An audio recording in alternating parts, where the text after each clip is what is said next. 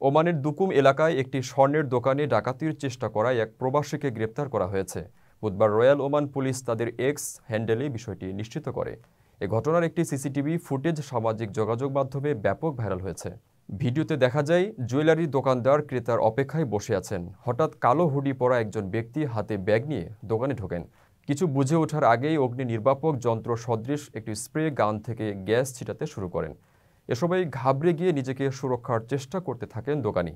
তবে পরবর্তীতে তার সাহসী পদক্ষেপের কারণে ওই প্রবাসী ডাকাত দোকান থেকে পালিয়ে যেতে বাধ্য হন। ভিডিওটি ভাইরাল হওয়ার পর নেট দুনিয়ায় ব্যাপক আলোচনা হচ্ছে। ডাকাতির চেষ্টাকে সকলেই তিরস্কার করেছেন। তবে কেউ কেউ মজার ছলে অভিযুক্ত প্রবাসীকে ভীতু এবং অপেশাদার ডাকাত বলেও অভিহিত করেছেন। ওমানের সেরা রেট দিচ্ছে বাংলাদেশি প্রতিষ্ঠান গালফ এক্সচেঞ্জ। প্রিয়জনকে টাকা পাঠাতে আজই আসুন আমাদের যে কোনো ব্রাঞ্চে অথবা কল করুন স্ক্রিনে দেয়া নাম্বারে। গালফ এক্সচেঞ্জ, বাংলাদেশিদের প্রিয় এক্সচেঞ্জ।